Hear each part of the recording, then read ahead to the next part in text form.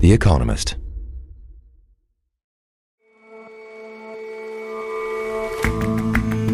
Hello and welcome to The Intelligence from The Economist. I'm Jason Palmer. And I'm Rosie Blore. Every weekday, we provide a fresh perspective on the events shaping your world.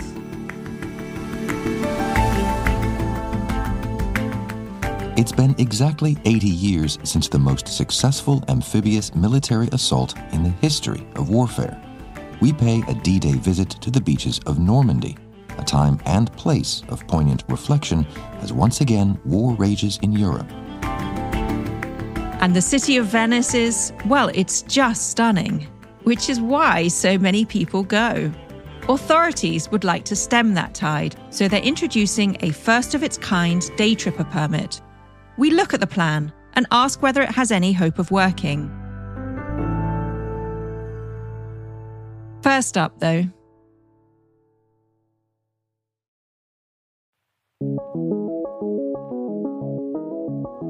Four weeks out from polling day, the British election is heating up. From the moment I got this job, Keir Starmer was telling me, call an election, call an election. And now that we've called an election, he's saying, oh no, don't have an election because I don't want to tell you what I'm going to do. Why has he called the election now? He's called it now because he knows, and I'll ask him this, he knows inflation is going to go back up. He knows energy prices are going to go back up in the autumn. In a tetchy TV debate on Tuesday, the leaders of the two main parties squared off and laid out their plans for the country. We will introduce a modern form of national service, and I think it's going to be transformational for young people in our country, giving them the skills and opportunities they need to succeed in life. What I won't be doing is sending you on national service, some sort of teenage dad's army. But neither Prime Minister Rishi Sunak nor Labour leader Keir Starmer came off particularly well. They both lack charisma, and they both lack a strong agenda. As a result, the sparring points were pretty predictable. Immigration, the National Health Service, and, inevitably, the economy. The strange thing is, it doesn't seem to matter much what either of them says.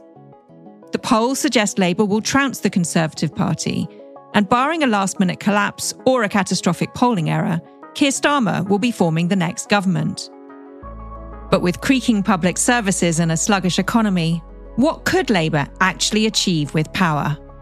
The UK economy is going to get better, but slowly. British growth has been only barely above zero on average since 2019. Archie Hall is The Economist's Britain economics correspondent. And things should get a bit better than that. We're expecting growth to pick up from here, but the government needs growth to get a lot better in order to make its fiscal forecasts work, in order to stop having to either borrow more money or raise more taxes, and that looks less likely. Archie, just step back for a second. Why is Britain's economy so sluggish?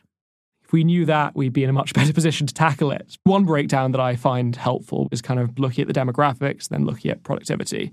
And on the demographic side, a real challenge for Britain now is the fact that the population is aging and the fact that a lot of the free wins that we had on demographics, things like pulling more women into the workforce over time, have now mostly been realised. And so you can't grow by growing your workforce and getting more people doing jobs. That leaves you productivity. That leaves you getting the people that you do have working more efficiently, producing more things. And the struggle Britain has had is that since 2008, productivity growth has been very, very slow. Economists cite many reasons why productivity growth has slowed down. It's worth saying it's slowed down in many countries, not just Britain, the United States, Germany, and France. But the slowdown has been particularly marked in Britain. And one decomposition of this that some economists have done that I found helpful suggests that although every country saw a big decline in what's called total factor productivity, so effectively the notion of how good your technology is, how efficiently and effectively you can combine labour and capital, Britain's seen a particularly strong decline in investment. So our companies, our governments are just creating fewer things. We're talking computers, machinery, infrastructure, and so on, that allow workers to work more efficiently. And there's many, many reasons behind that, but that's one place where Britain's particularly struggled. Normally, the economy is quite a big deal in elections, but this time no one seems to want to talk about it very much. So I'm interested in whether you think it's actually playing much in terms of moving the polls. Yeah, the economy, it's both a presence and an absence in the election in a very strange way. I mean, You can't explain the fact that the Conservatives are 20 points or so behind in the polls without talking about the economy. There's obviously political factors there as well, but the fact that people are just not feeling themselves getting richer, feeling more squeezed, feeling the economy looking tougher and tougher is a huge part of that. And the notion that real wages have barely increased in the past 14 years is pretty central to a lot of the messaging. At the same time, the political dispute and the campaign and the issues really feel quite detached from the economy. So on the Conservative side, there's been a big focus on hot-button generational culture war issues, trying to fend off Nigel Farage from the right, things like conscription or cutting taxes on pensions. And on Labour's side, there's a notion the economy really matters. They'll tell you that growth has been a problem, but a vagueness on all of these issues and what they call a small target policy. They're trying to avoid creating any leeway for the Conservatives to attack them whatsoever on the kind of classic left-right issues where they worry they might get in trouble in terms of raising taxes, a bigger state, that sort of thing. And so they're keeping it very loose, very vague, and really focus on the Tory record and a lot less on what they'll do. So vagueness or lack of talking about the economy doesn't mean it doesn't exist. Tell us what sort of challenges lie ahead for the future government. Many. And it's important to say that these challenges are actually very similar regardless of who wins the election. There was a lot of talk in the leadership debate recently about the fact that tax would have to go up under Labour, but exactly those same pressures apply for the Conservatives as well. And in order to fund public services, in order to not have to borrow a tremendous amount of money, and in order for people's lives to get better, growth really does need to rise. And we expect it to a little bit. There are some real kind of drags on growth that should recede from here. So the immediate effect of Brexit is mostly now past. The immediate effect of the energy crisis as well is receding, as is the effect of very, very high interest rates from the Bank of England. So all that should add up to a good push to growth. But the issue Britain has is that productivity growth, the ability to make more with the same amount of labour, fell off a cliff after 2008 and never really increased. And so getting growth from here requires increasing that productivity growth that Britain has struggled to do for an incredibly long time. And if we don't get there, then the fiscal implications in terms of borrowing increasing or having taxes having to rise or the government not being able to provide public services get quite worrying. So growth is central. It hasn't happened for a while, and Britain really needs it from here. It sounds like Britain needs some creative solutions, which I know is usually code for we've got no idea what to do. What are some of the things that they could be doing? The nice thing about the British economy in some way is that there are some very, very obvious policy failures that are really quite bad for growth. And the reason they're still there is because there are very compelling political reasons why a lot of those failures exist. But on the economic side, there is a lot that could be done. The first area where we frankly don't expect to see very much progress is on Europe. I mean, making serious progress on deeper integration with the EU would be great for the British economy. It would probably knock GDP up by a percentage point or two just independently. And Labour mostly seems very unlikely to move seriously on there. There's questions internally about what their stance is. There's also worries that Europe might not be willing to negotiate so soon after just finishing an incredibly complex series of negotiations. And the things Labour does want to do on Europe are helpful, but pretty small bore. So we're talking things like helping companies move workers across international borders, things like make it easier to have food pass across borders with fewer checks, things like make it easier for musicians to tour. I mean, things that are very nice and very helpful, but if you're thinking about the aggregate British economy, aren't really going to move the needle. Thinking back to 1997 when Labour was elected, at that point they had all sorts of pledges about public services and funding things that they had been wanting to fund for years, but they also had economic growth behind them. They had low inflation. This time, as you've just laid out, the situation is much gloomier economically. If Labour wins in July, what are they actually likely to do in practice? The difference to 1997 certainly is very much alive when you look at Labour policy. I mean, the fact they're not pledging these huge spending increases, the fact they are being so cautious reflects a recognition the economic environment is different. And there are ways to be bold without spending money. Planning would be one, and there are several others.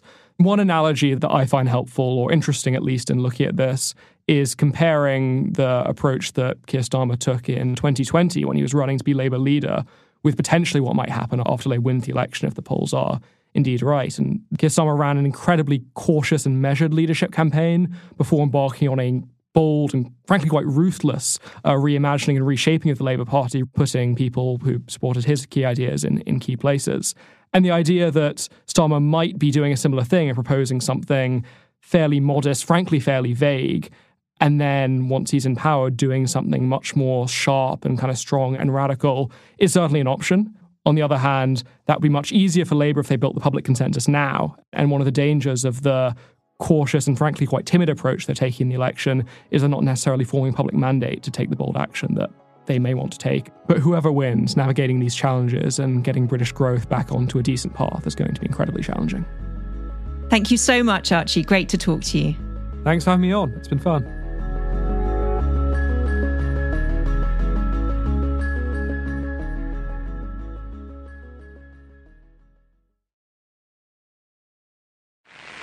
Have complete control of the air and cover the surface forces as Allied troops pile into landing craft to get the coast from Cherbourg to Le Havre. As they prepare to move in, 500 warships lay down a withering barrage. More than 150,000 Allied troops arrived in Normandy on June the 6th, 1944. Sophie Petter is our Paris bureau chief. And 9,000 of those were killed or wounded within the first 24 hours. Casualties were heavy in those early hours when the Allies were on their way to Berlin. D-Day, or Jour J, as it came to be known in France, was a turning point in the Allied campaign to push back Nazis on the Western Front, to liberate France, and to defeat Hitler's Germany in 1945. The stupendous attack on the fortified coast split the German high command. When they finally decided on action, it was too late.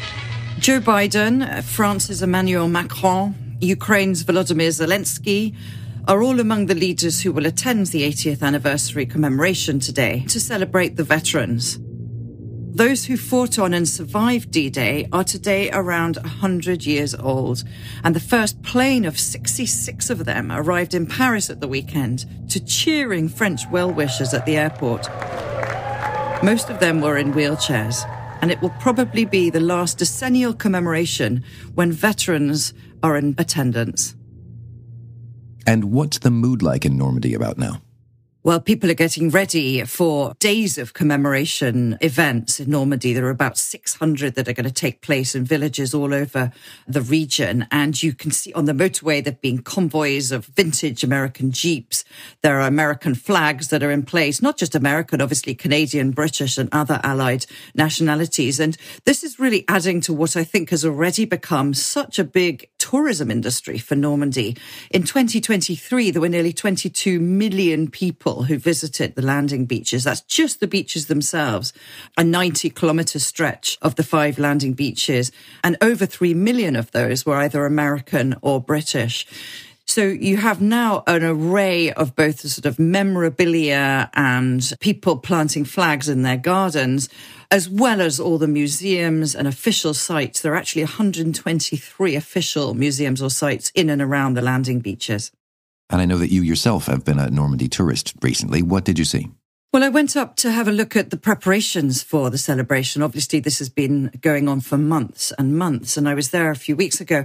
And you've got a real range of sites that are preparing for visitors. I mean, some of those are just single sites. There was a German bunker or a rocket launcher that launched what was known as the Doodlebug. And then there's the museum in Caen, which is a big memorial museum which looks at peace in a much sort of broader context. And there are dozens of war cemeteries, German cemeteries, as well as those of fallen Allied soldiers. And I think for Anglo-American visitors, and there are a lot of them in Normandy at the moment, the D-Day tourism is really about reflecting on the sacrifice and on the heroism of those who landed on the beaches 80 years ago. A few weeks ago, I went on a tour of Omaha Beach and some of the other landing sites around Normandy. It was a very windy day. So you have today, it's a particularly low tide, so you can see. I was taken around by Gwen Pierre, who's a tour guide there. He said to me something that was quite interesting, which is that American visitors often expect to find the beaches almost frozen in time, how they've seen them in movies. So you can see some remains over there, what you have in the water. There's still things. Most of it have been shaved up for the fishermen to avoid having troubles. In reality, when you're there, children are playing, there are dogs on the beach, there are horses, there are sailing boats. And in France, the point he made to me was that people have learnt to live with the battlefield. So people don't feel that this is unusual, but some of the visitors are a little bit taken aback. And so for people outside of France, why do you think it is that D-Day taps into such a deep fascination even after all these decades? Part of it's obviously the sheer military scale and the ambition. It was just such an extraordinary event, the most successful amphibious military assault in the history of warfare. Nearly 7,000 Allied ships and landing craft took place. Troops from 13 countries. We sometimes forget how many other countries were involved. And the combined air forces flew over 14,000 sorties to cover the landings. Strike along 100 miles of the French coast to cut off the great ports of Marseille and Toulon. There were 18,000 paratroopers who were dropped behind enemy lines. In the air, spearheading the invasion, hundreds of transports carry paratroop forces ready to drop from the sky to secure... Besides the story of sacrifice that is captured in all the Hollywood films, the French have a slightly different approach to D-Day. Obviously, it was an incredibly important event in the story of the liberation of France. That goes without saying. But it was also a more complex picture, partly because Normandy landings were just one element that led to the liberation of France. There were also landings in Provence, for example, as well as the fact that for the French, it brings back some darker memories of what happened with collaboration, whereby some of the French who were working for the Gestapo at the time, for example, were responsible for rounding up some of the resistance members who were then shot on the morning of June the 6th in Caen by the Gestapo. So you have this complicated, darker memory that the French are also having to deal with and confront and won't be hidden during these commemorations. Well, with all that in mind, then, what will the commemorations be like this time around? Well, there will be some very specific French commemoration events. President Macron will speak about the resistance movement and people who collaborated with Nazi Germany. But I think what we're really going to be blown away by today is the International Memorial event at Omaha Beach. And that's where there will be the veterans present. There will be a sense of gratitude and thanksgiving for this extraordinary sacrifice that we have such difficulty really comprehending. The symbolism of these ceremonies today, I think, will be all the more poignant for the fact that you have Zelensky present and that war continues to rage in Ukraine and that America has played such an important role both in the landings 80 years ago, but also currently in supporting Ukraine against Russia. So I think the question that will be on a lot of people's minds is how far can we take it for granted? There is huge thanksgiving for what America did 80 years ago and for what America's doing in Ukraine today, but also that nagging sense that perhaps Europe can't take America for granted. Sophie, thanks very much for your time. Thanks, Jason. It's always a pleasure.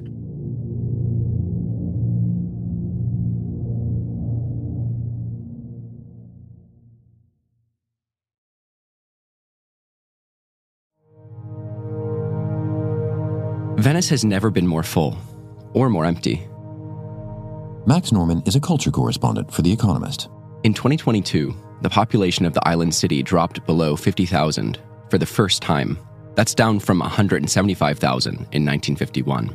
But as residents leave, tourists flow in. Up to 30 million people visit each year, mostly for day trips. I actually lived in Venice for more than a year, and I went back to visit recently. I can confirm that it was really crowded and chaotic. But in spite of it all, it still has this charm that keeps you coming back. The day visitors, it's not clear to me exactly what they do. They rarely visit the cultural sites. They seem to just walk around more than anything. Only around 360,000 go to the Accademia Museum, which is one of the city's central art museums. Officials complain of what they call hit-and-run tourists. They come only for a few hours, maybe leave a little rubbish behind, and then go home. So the city has introduced the tourism equivalent of a parking meter. It's an access fee of €5 to day trippers. It's the first city in the world to do so. So how did this idea even come about to get a tourist parking meter installed?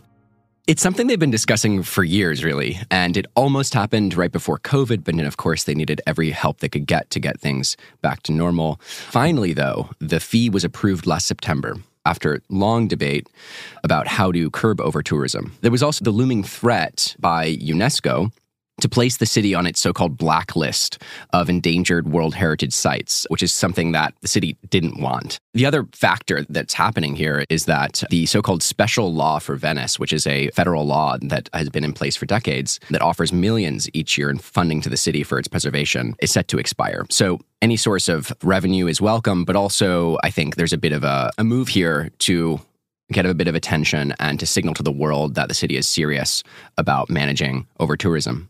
So how does it work? Venice gets some, turnstiles added? The turnstiles, it's funny that you mentioned that. Turnstiles have been this sort of mythical bugbear. Residents say, what, are there going to be turnstiles? And no, there are no turnstiles. What happened was on April 25th, a trial period began. They're going to try this scheme on 29 peak tourist days over the course of the summer. At various points around the city, transit hubs like the Santa Lucia train station, stewards in fluorescent vests basically will stop you as you come out of the train station and check to make sure that you've registered, either to pay the fee or to request an exemption. If you haven't paid, they'll help you pay it, and there's actually a little booth there at the train station where you can go and sign up and do it at a little kiosk. If you're found in the city in one of the spot checks that's happened, you risk paying a fee of up to 300 euros. So it's a tourist shakedown from the sound of things. Well, that may be one way of characterizing it. I mean, what's interesting, though, is that the city officials are very clear that this is actually not about making money. It's about regulating tourism. So the scheme is actually projected to lose about 2 million euros this year because startup costs will actually be greater than the revenue that's collected.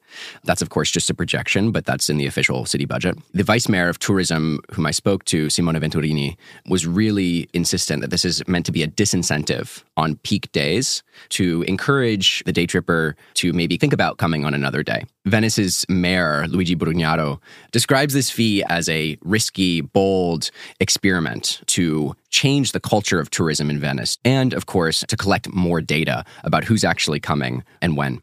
And what about Venetians themselves? Are they going to be glad to see this implemented or no? Opinion's pretty divided. Many people that I spoke to are skeptical of the fee, if not openly hostile to it. Everyone says that something needs to be done about tourism. It really has a strong impact on the lives of the residents who remain, but people don't like the sound of a ticket, basically, to the city. So the city's opposition parties tried to scuttle the plan, and it's also been unpopular on the national level. Italy's Minister of Tourism voiced her disapproval. Critics argue that it turns the city even more into a theme park, and it actually isn't that effective for addressing the heavy impact of tourism. When I was there a few weeks ago, on that opening day, I even saw a few hundred people protesting against the initiative. They held signs. One read, "No ticket for Veneland." They were very vocal, but of course the city had given them a permit to protest conveniently out of sight from the train station where most of the tourists were arriving. Do you think it will act to curb tourism, or at least during peak times? The short answer is no. In its current iteration, there are a number of issues. The first is the city has stated that there will be no cap on the number of visitors. So anyone can come if they're willing to pay the €5. The other thing is that the number of exemptions is really vast, and anyone from the Veneto region is exempt. Anyone, quite reasonably, who has already paid a hospitality tax to stay in a hotel is exempt. Anyone who works or studies in Venice is exempt. The other thing is that it's only from 8:30 in the morning to 4 o'clock in the afternoon, which means that you can just come after 4 and it's no issue. So it's a lot of administration and actually a relatively small percentage of visitors who will actually be affected by it. It seems to be more symbolic than anything. Of the 113,000 people who were registered to visit on April 25th, which I should say is a major national holiday in Italy, 86% were exempt. So if I had hopes to visit Venice and find it less crowded than the last time I was there, I'm going to be disappointed, you reckon? I'm afraid so. It looks like Venice was known for hundreds of years of its history as the most serene republic because it was independent, it was largely peaceful. But it looks like this fee is not going to restore that serenity, I'm afraid. I spoke to a number of tourists who said that the fee wouldn't stop them. You know, if it's a small tax to help preserve that and keep the congestion down, I think I'd be willing to do it. I think people are going to come anyway. I think €5, I think people will be happy to pay. Oh, yeah. When I was researching this story, I was struck by how little data there was about tourism. There's no precise number of visitors. So one thing this will do, theoretically, is on the days it's implemented, it will give them an exact number of visitors. It will give them precise information about where they're coming from because they need to register their names and addresses and so on. The other thing it will do, which is significant in a city that has a big black market, is that it will flush out unregistered tourist rentals. And finally, it will help administrators prepare for particularly busy days. But in the end, I think it's safe to say that Venice will still be flooded with visitors. This ticket really cannot stop the deluge. Thanks very much for joining us, Max. Thank you.